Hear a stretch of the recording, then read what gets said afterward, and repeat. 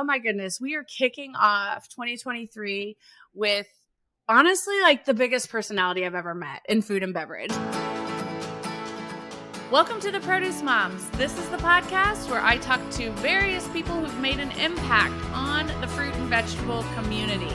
There are so many stories to share that will change the way you look at fresh produce.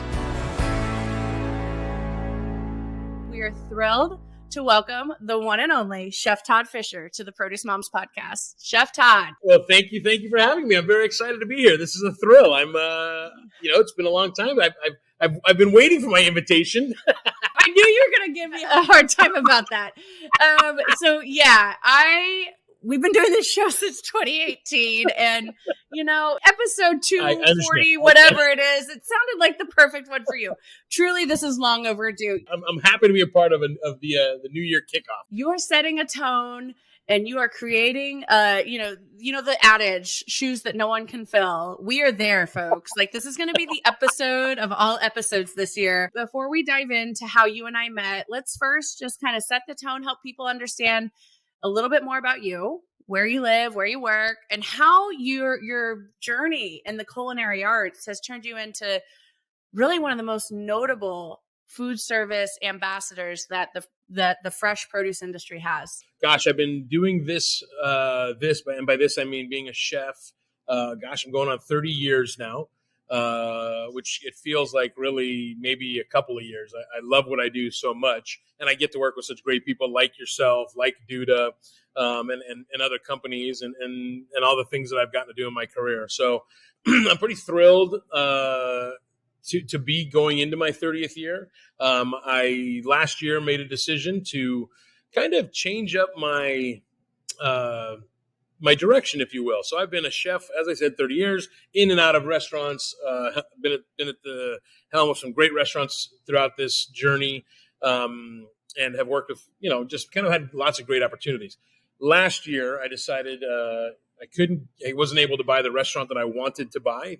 And I was looking at it was a steakhouse, and I was looking at a butcher shop locally that was going to help feed the steakhouse. And when that restaurant deal didn't work, I bought the butcher shop instead. And so I'm a full-time artisan butcher now, and I've got a little restaurant in Carmel Valley, but all in all, it's an amazing journey. And through my career, part of what I will say, what really has allowed me to have any form or any sort of notoriety has been the ag companies that I've done a lot of work with, Duda being number one on that list. But, over the years, I've worked with Meatery mushrooms and, even way back in the day when Fresh Express was a powerhouse. And, I've done work with other retailers. And it's been super cool. It's a totally different, kind of demographic when you're dealing with those end users more so than restaurant diners. And I think that's really what's allowed my career to kind of be bigger than it would be otherwise. I don't know anything about you that's not going to be like larger than life, though, Chef. I mean, it's been a true pleasure getting to know you. And you mentioned Duda. That's definitely how you and I met. How long have you been their culinary brand ambassador? So we've worked together for almost 20 years, off and on. But as their culinary brand ambassador, it has been the last 9 years. I got a phone call one day. I had talked with the marketing team there and our good friend Nicole, and I for years she had been asking me, well, if you're not going to work with those other companies, we'd love to have you work with us more full time. And I got a phone call one day that the other company wasn't going to use me the coming year, and within 3 minutes I was on the phone with Nicole, and because it was kind of like I was ready for that change anyway, and it's been a solid, like I said, 9 or more years. So. But I remember way back, one of my first restaurants that I had in Salinas Valley, Nicole coming in. I mean, I think, both of us don't want to remember that it was that long ago that we were, but, we came in, I did a celery Caesar salad that kind of was, it changed the world at the time. And nobody had thought about it. Now it's, of course, a fairly common thing to see these beautiful celery salads. And, but man, it was way ahead of its time back then. And it was, we jokingly say, gosh, if we wanted to publish a cookbook, man, we'd have, like you, a gazillion recipes available at our disposal from all the ones we've done together over the years. And I have really enjoyed too collaborating with you through our Duda brand ambassadorship at the Produce Moms. I kind of get this kind of like a little banter. I'm like mom versus chef here, every time that you and I get to collaborate and support the Duda brand. But wow, what a great brand they are. Wonderful growers, good people. It really is a joy to represent the Dandy brand. And it's been a joy to collaborate with you. We can talk a little bit more about the work that grassroots work we did here in the Midwest, with Dandy's support as the show today progresses. But so I love, I think it's really, especially as we think about the first of the year, food trends, and we're going to have forthcoming episodes just on the topic of food trends, but food trends really do, chefs are who set them, don't you think? I do. I think that I've said for years that a white tablecloth chef, so your kind of higher end dining experience really set the stage for then what trickles down to that second tier, where it's maybe more the mom and pop restaurant, and or even the chain restaurant, right? But it's the chefs that are kind of the forethinkers of the trends and really examining them, and not just seeing the trends, but then saying, oh, if that's the trend, here's what I'm going to do. I mean, think about a couple of years ago when we were all saying, well, veganism is going to be the next big trend. And it has not only become the biggest trend and really a way of life for people, but the chefs in restaurants who are doing, look at Daniel Hume putting together an entirely vegetable-driven Michelin 3-star dining experience using vegetables in ways that have never even been thought of, never been seen before. Now, some may call it esoteric, some may call it over the top, whatever. It still starts a trend where now you can go into your local, call it, I don't know, Chili's, Applebee's, pick one of them, I don't know. And you can walk in there and they're going to have a roasted chickpea kind of, grain bowl that they never would have put together to begin with. And then it trickles down even further, in my opinion, because then you'll see, I remember when chefs started calling out, hey, we're doing house-made ciabatta. And then, next thing you know, you saw the chain restaurant serving like a warm loaf of ciabatta on the table. And then, of course, driving down the street, Jack in the Box or somebody is got, the new ciabatta burger. Yeah, like the Starbucks breakfast sandwich on the ciabatta roll. Yeah, exactly. 100%.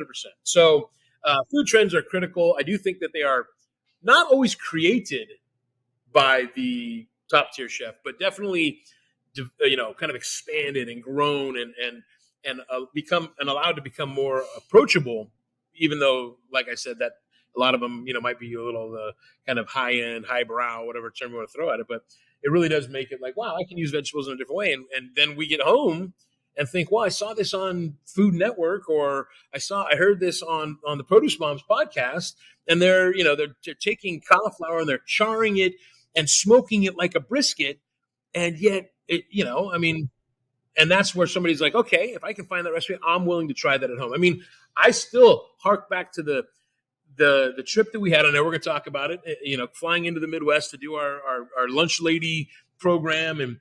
And I got to, wherever I landed, I don't even remember where I ended up landing, but I got to my hotel and there was nothing open. And I had that, I had brought in my ice pack carry-on, the lentil, red cabbage, kind of. The plant-based sloppy Joe. I knew it was going to be good, but I had no idea it was going to be that good. What a great story that is. All right, we're going to take a quick break. We'll be right back. I love grocery shopping. You all know that.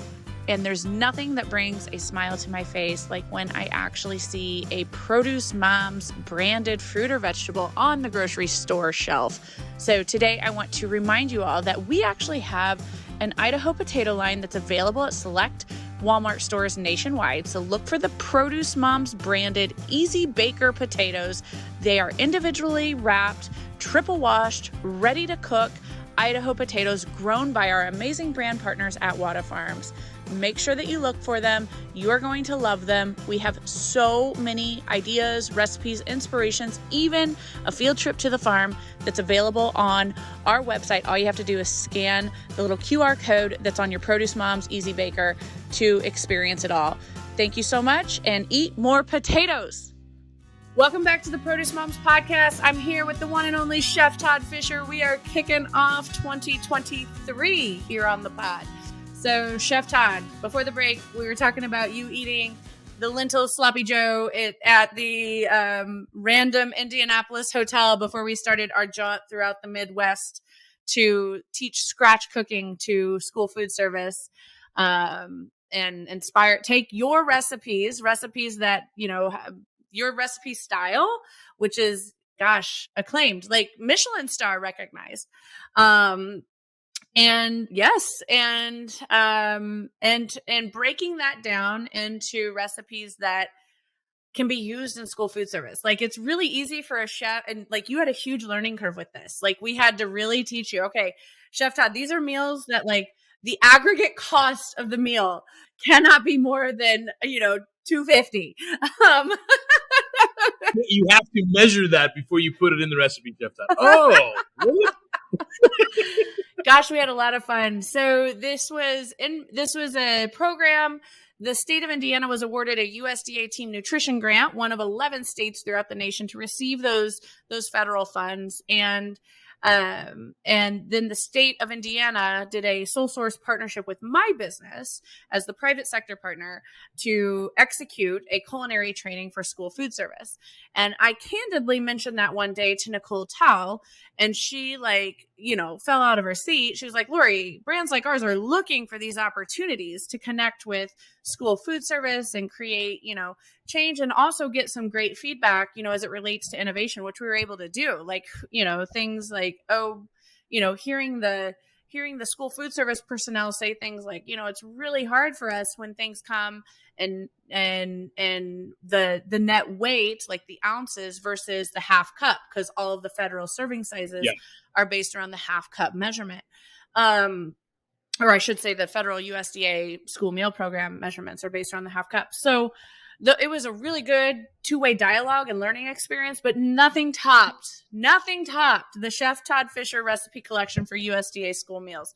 I still stand behind it as, it was something we developed, Todd, maybe 3-4 years ago at this point. I mean, it was obviously pre-pandemic. It was pre-podcast, as a matter of fact. So it was pre-podcast, and it was actually I think it was even pre-restaurant, because I remember you saying, okay, I'm in the Midwest, Lori, and I'm getting ready to open this steakhouse, and I'm like, let's go do some R&D here in the Midwest, So we had some epic meals when you were in town. One thing that stands out to me, you were able to help really break down the barriers. An example would be that plant-based sloppy joe using the lentils, because we had an objective. We had to use the under-consumed vegetable subcategories.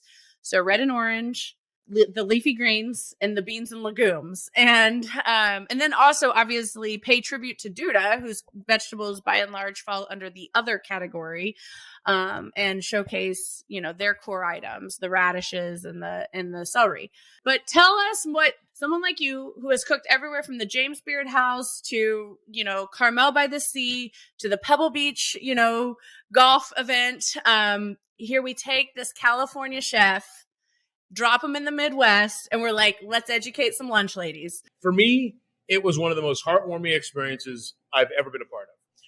Because at the end of the day, you and I had this conversation where we were doing it. Like, for years, I have 5 children, all of which my goal was that they never had to have a school lunch, because I was disappointed in the quality of them. So to go there and see the challenges that they faced was eye-opening as to part of why they, the lunches were not great, and so to be able to kind of, you throw an enormous number out there every time you say it. To me, it felt like we talked to, 24 people at the end of the day, but I know that means every meal was impacted. It was incredible. But it really was just an incredible heartwarming. They were so passionate. Sometimes you get this picture of a lunch lady, because it's funny, standing there in the hairnet, grumpy as hell, smacking, a spoodle, pardon me, a half spoon, half ladle spoodle of, corn mush on your plate. And that's not at all who these people were. I mean, they were wonderfully warm, very passionate about what they do, very troubled at some point, some of them, in that they couldn't do more. And it was just an incredible experience that changed my life. Gave me an entirely different outlook on that world and that experience. And, I just was thrilled to be a part of it. And the food was delicious. I mean, you and I ate lunch every day based on the items that they had to make. And, man, it was delicious. And, I know you still get feedback from it. Occasionally somebody will hit me on some of my social media about it. I think it was the lemon broccoli, that was a super hit for a lot of people. It's so, yeah, Candid, awesome. And not just because I'm on your podcast, or because due to sponsored it and has helped, sponsor things that I do. It was legitimately an awesome experience. And then on top of it, to actually get to interact with the kids, that was even more, with having 5 kids of my own and really still a 12-year-old at heart myself. It was really nice to see them come through the line and kind of be a little enthusiastic about lunch, because it was different. It was fresher. I'll never forget you hustling those from behind the expo line there.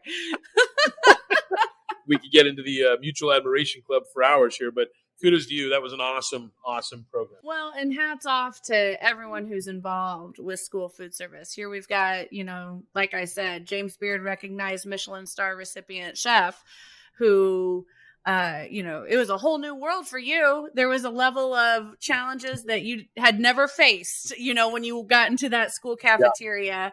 Yeah.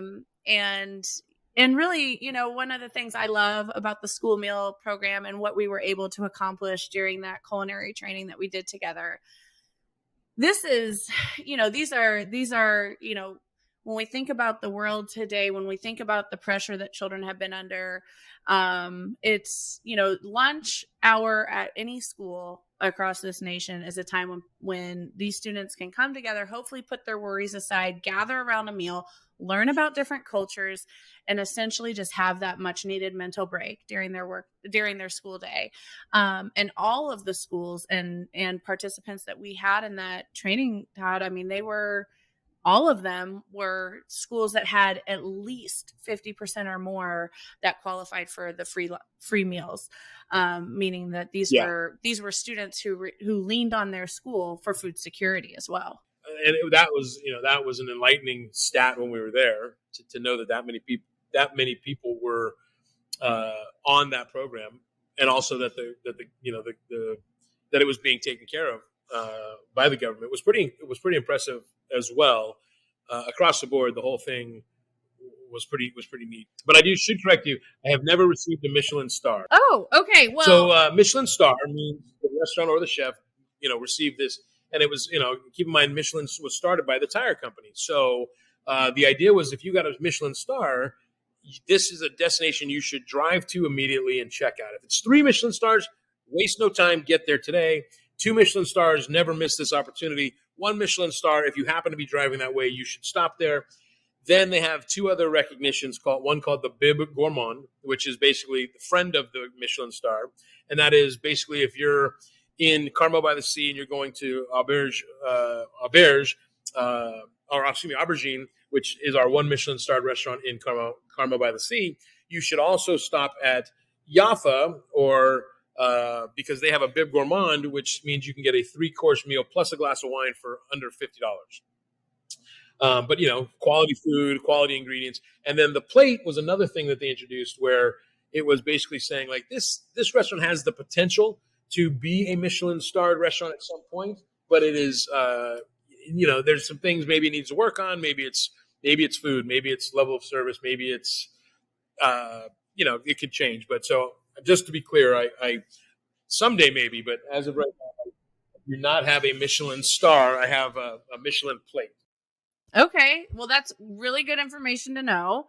And you'll be pleased to know, Chef Todd, that when my husband and I went to Paris for the first time, we ate our way through Paris per the Michelin star system. So that is probably why I misunderstood it. But still, quite the achievement. Very proud of all that you've accomplished. And I do believe that one day you will perhaps get there. You never know. You never know. You never know. It's on my radar to get a little notoriety here at the Meatery for a similar, I can see the Meatery getting a bib gourmand, perhaps. For sure. All right. So let's dig a little bit deeper on some of the highlight moments of your career and what you want people to think about when it comes to cooking at home as we start off a new year. We got to think a lot of people are getting into these resolutions. But before we get there, let's ask a couple fun questions. These are questions we like to ask a lot of our guests. So I want to know the best thing that happened to you this past week. This past week, gosh, it was a normal week. What is the best thing that happened to me this week? I'm going to be super simple. I got to go see my son's water polo tournament. It was pouring rain, but it was still worth every second of it because he's now 15. He's my last one playing polo, and before I know it, he's going to not be playing polo anymore, or not where I can see it at least. And so that was the best thing that happened to me this week was I got the chance to take the day off and go watch him play polo. That's amazing. And those are the kind of moments, that's what makes the world go around. So beautiful. All right. Got to ask you, it's the Produce Moms podcast. I got to know your favorite fruit and your favorite vegetable. Ooh, favorite fruit is blueberries. Favorite vegetable, not just because of who they are, but I love celery. It is my favorite. I can eat because you can eat it in every single way, right? Raw, crunchy, in a salad. It goes into so many things, soups to stews to basically everything. Celery / cauliflower is a super close second because same thing, so incredibly versatile. And then because of the memories of that culinary training, I got to ask your favorite herb because we had a whole section on fresh herbs. You might remember. Yes. My favorite herb, and people will probably think I'm nuts because it's so neutral in essence, is parsley. I love fresh flat leaf Italian parsley. I put it in salads. I garnish food. I put it in sandwiches. I just love the fresh, vegetative, bright, kind of grassy minerality of fresh Italian parsley. I love it. All right, another quick break, and then when we come back, advice from a chef, what we all need to be doing in our home kitchen. So stay with us. Hey, everybody, you asked, we listened. So I know that you all love our dog food recipes on theproducemoms.com. Together with our brand partners at Sage Fruit, we have actually published a dog food cookbook. So visit theproducemoms.com/ebook, and you can download your free copy of the dog food cookbook presented by the Produce Moms and Sage Fruit. Welcome back to the Produce Moms podcast, Lori Taylor and Chef Todd Fisher.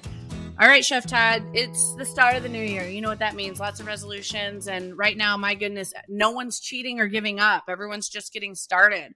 That's true. Hopefully.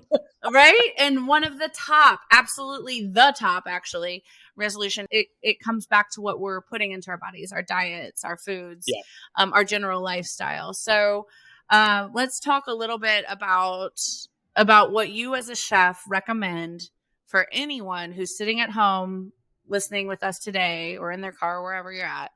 And they're thinking, I got to start cooking more home cooked meals. That's something that I want to do this year.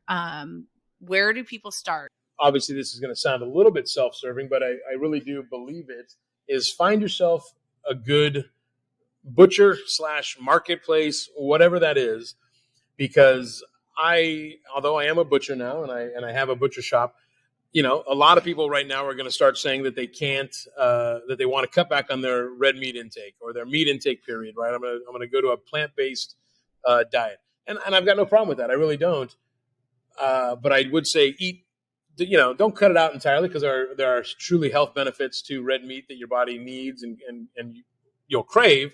And when you cut it out, that's part of where people, I think, fail with their lifestyle change, is that they cut things out. And you don't need to cut out everything in moderation, but find really good beef, really good pork, really good chicken, and really good vegetables, because the better that the ingredients are, the better they taste, and the less you have to do to them to make them taste good, right?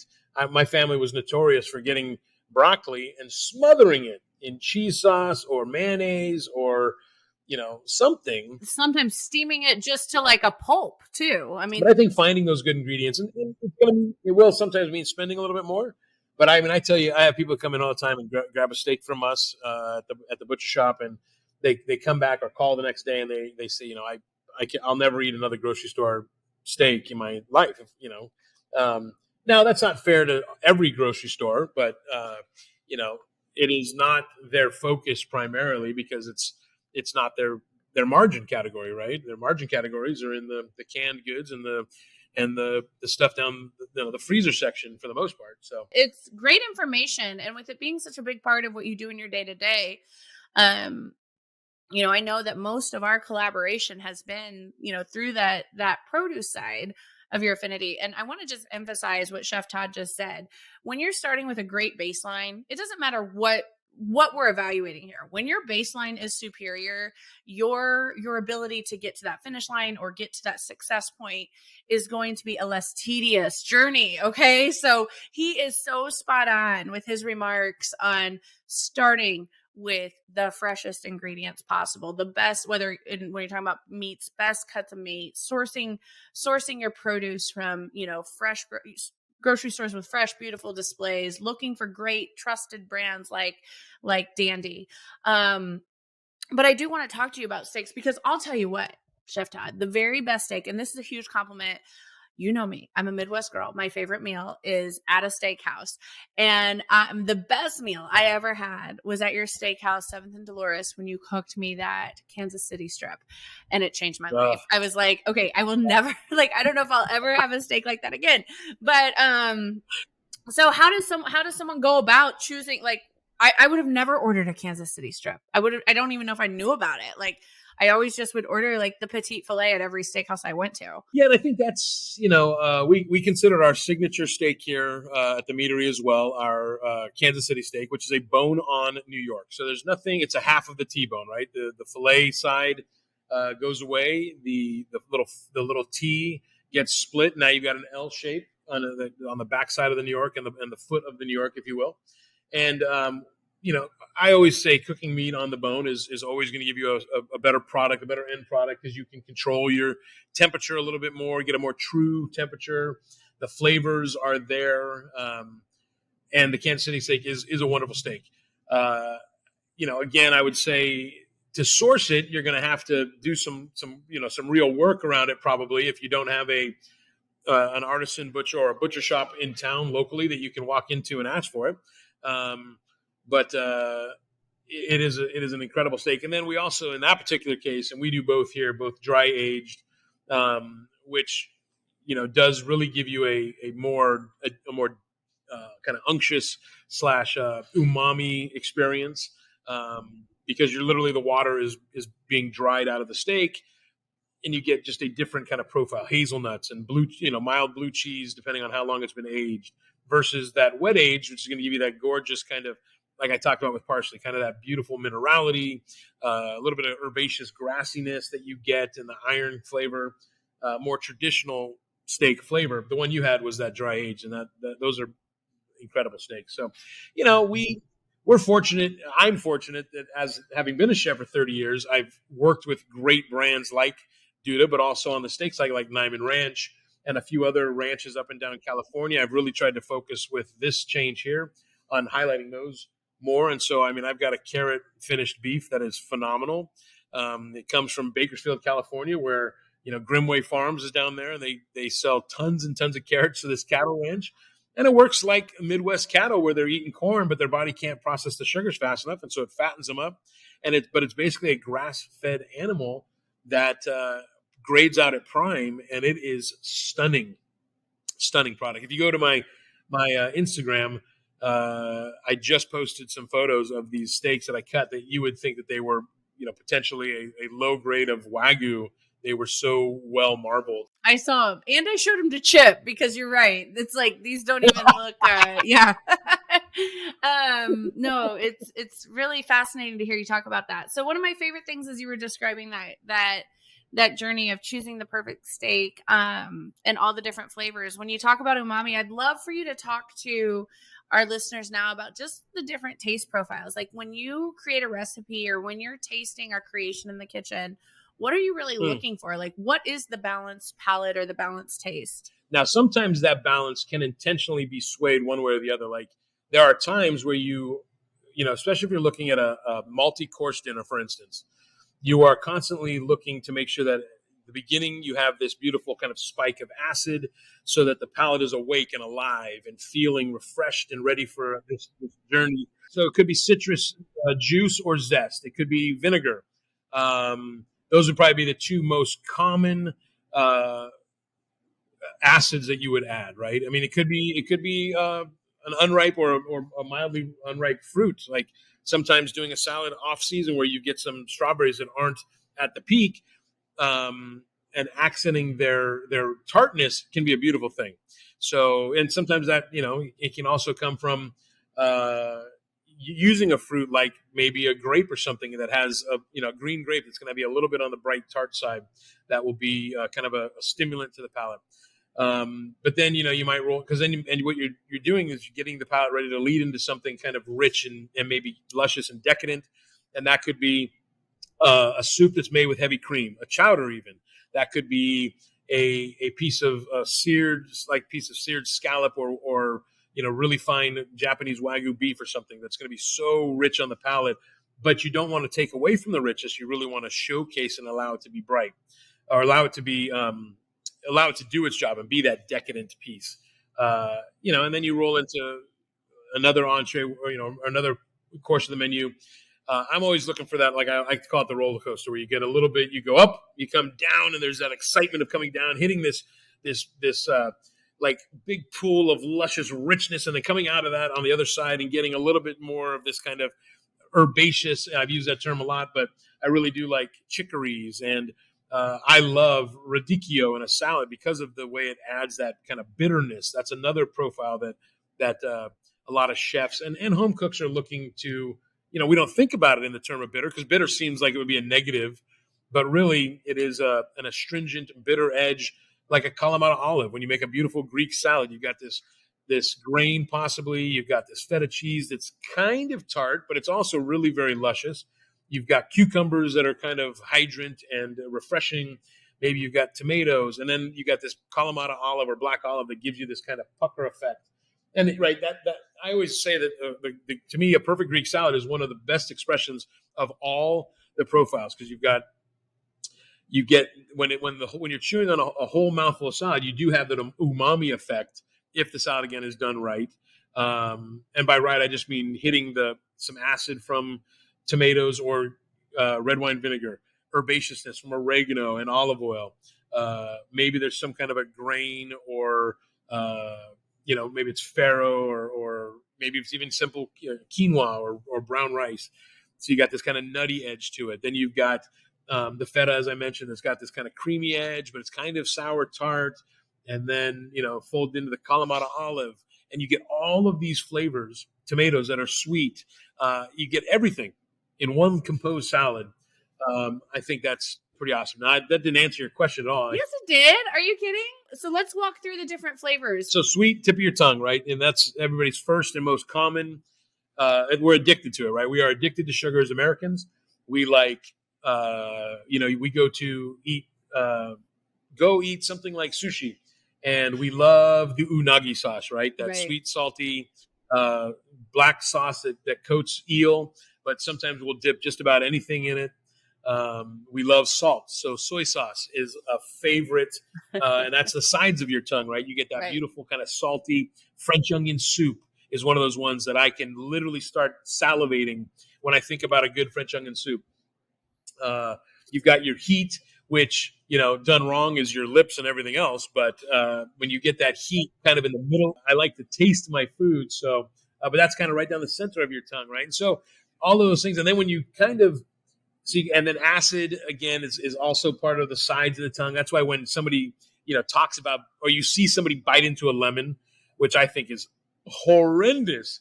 Right. You can feel, right? Yeah, You get the the little like pucker. the side of your tongue and your teeth pucker, and it's because your memory is there of that bright acidic, and so and your body's actually firing off the endorphins. It's firing your taste buds are firing all those things, and those taste buds are what help kind of mix things in your mouth too, right? So that's where umami comes into play, where the whole sweet, salty, acid, that deep kind of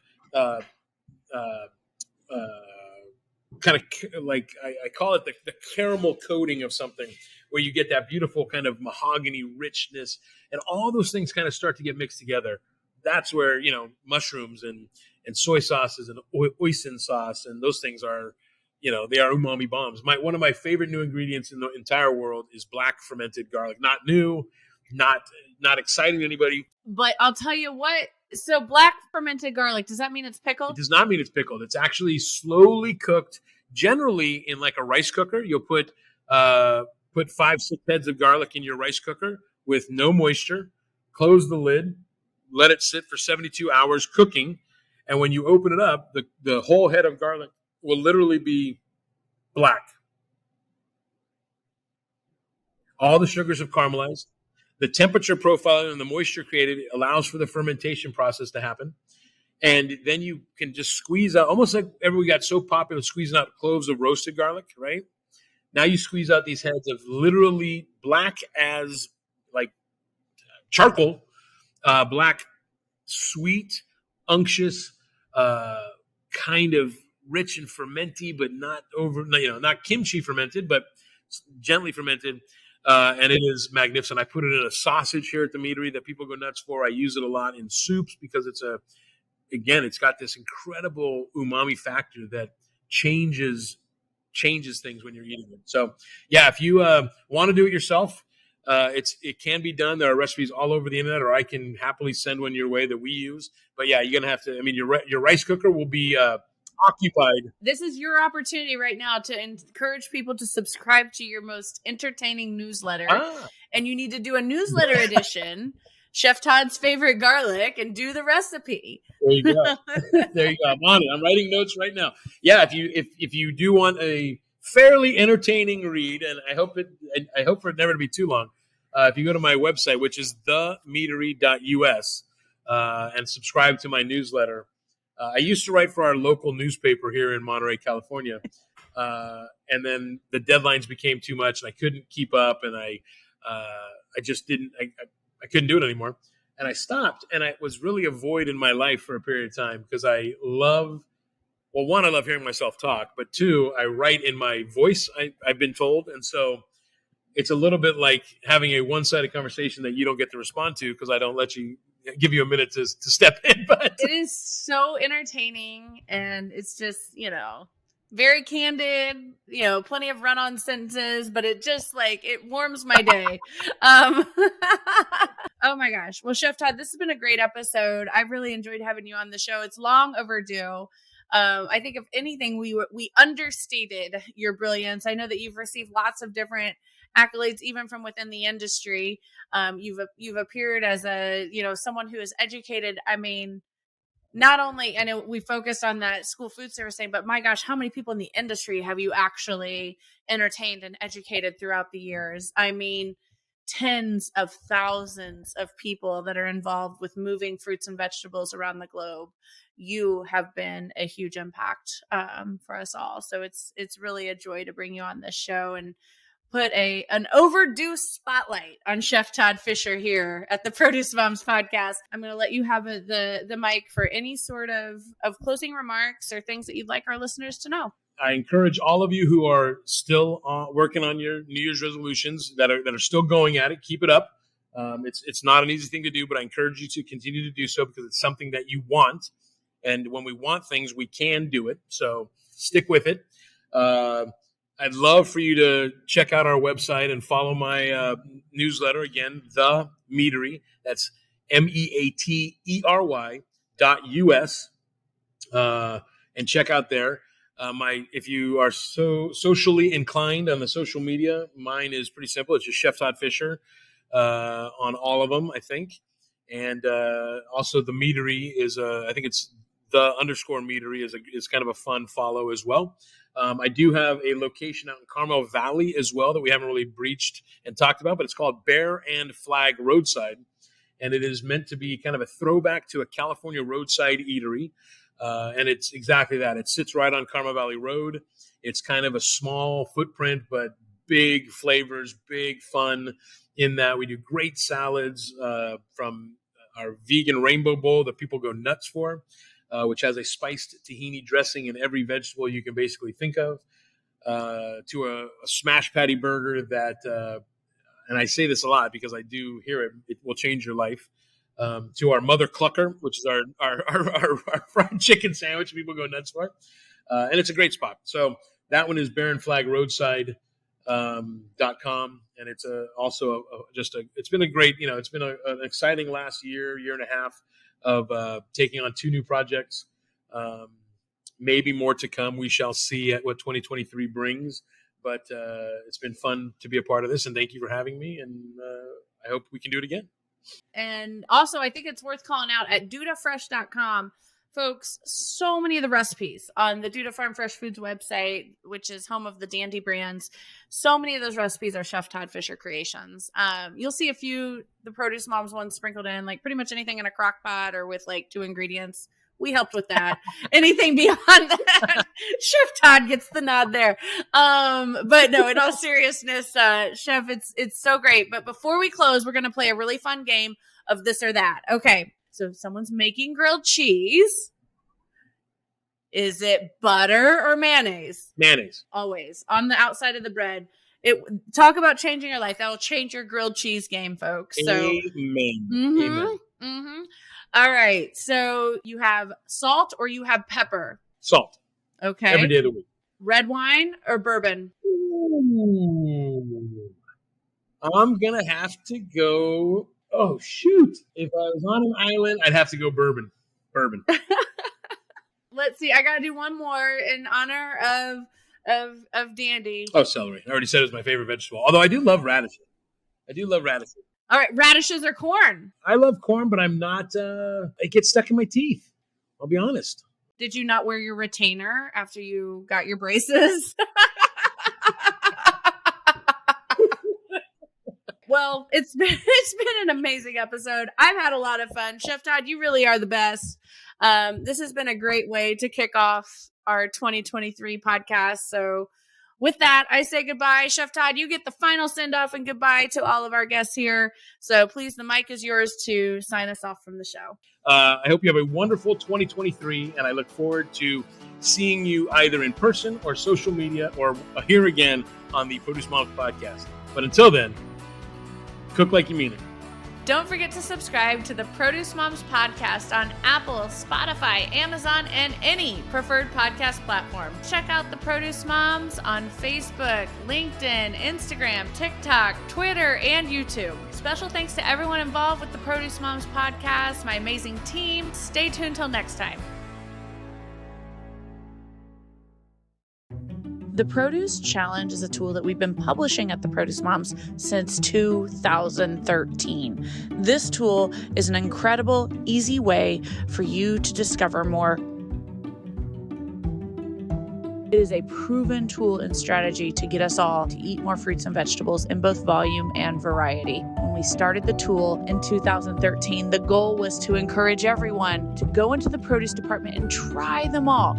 Find your favorite. Challenge to view this month's Produce Challenge. Remember, it's never too late to start. This tool helps you eat more fruits and vegetables, a different fruit or vegetable every day. It's also a great tool for seasonality, and you can count on us at the Produce Moms for all of the tips that you need on how to select, store, and serve each of the produce items of the day in the Produce Challenge through our social media channels. Hope to see you taking the Produce Challenge soon.